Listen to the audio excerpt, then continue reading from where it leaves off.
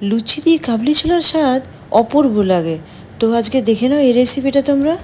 এখানে দিয়েছি 3 চামচ সর্ষের তেল, আর আলুকে আমি 2টো আলুকে চপড করে নিয়েছিলাম, এবার দিয়ে দিলাম তেলের মধ্যে। এবার দিচ্ছি 1 চামচ নুন, আর এখানে 1 চামচ হলুদ দিচ্ছি। এবার এটাকে ভালো করে মিক্স করে নেব। এরপর আমি ঢেকে দেব লো ফ্লেমেতে, যাতে আলুগুলো সেদ্ধ হয়ে যায়। ঢেকে দিলাম। পেঁয়াজটাকে গ্রেট করে নিচ্ছি। এই যে দেখো পেঁয়াজ রেডি হয়ে গেছে আমার গ্রেট করে। এবার আমি পেঁয়াজটাকে আলু যে ভাজা হয়েছিল এবার আমি ওর মধ্যে মিক্স করে দিলাম। এরপর ভালো করে নাড়াচাড়া করে পেঁয়াজের সাথে আলুগুলোকে আবার আমি লো ফ্লেম করে ঢেকে দেব, যাতে পেঁয়াজটা ভালো করে মিক্স হয়ে যায়। এই যে আমি আদা বাটা নিয়েছি, আদা বাটা এবার আমি আলুর মধ্যে দিয়ে দিলাম। এবার এটাকেও ভালো করে মিক্স করে নেব।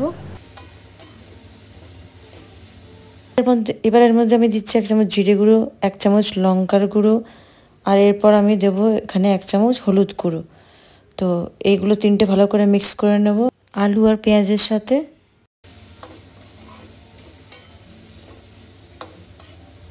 এরপর আমি এখানে একটা টমেটো দিচ্ছি। তো এই দেখো টমেটোটা পেস্ট করে নিয়েছি, এটা আমি অ্যাড করে দিলাম। এবার এখানে ভালো করে টমেটোটাকে এগুলোর সঙ্গে মিক্স করে নিচ্ছি।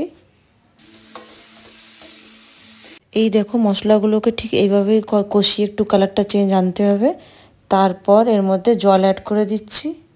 এরপর কাবলি ছোলাটা যে সেদ্ধ করেছিলাম ওটা ঢেলে দিলাম। কাবলি ছোলাটাকে মশলাগুলোর সঙ্গে ভালো করে মিক্স করে নিতে হবে। এবার একটু ঢেকে দেব, যাতে ঝোলটা একটু ঘন হয়ে যায়। তো আবার এসে দেখছি এই যে ঝোলটা ফুটে ঘন হয়ে গেছে। এবার এর মধ্যে দিয়ে দিচ্ছি 1/2 চামচ চিনি। তারপর ঝোলটা দেখছো ফুটে উঠছে। এবার লাস্টে এর মধ্যে এই ছোলে মশলাটা অ্যাড করে দিয়ে গ্যাস আমি বন্ধ করে দেব। এই যে ঢেকে দিলাম আর গ্যাসটা বন্ধ করে দিলাম। তাহলে এই কাবলি ছোলাটাকে একবার ট্রাই করে দেখো, বেশ ভাল লাগবে। চলো আজকের জন্য এতই, টাটা।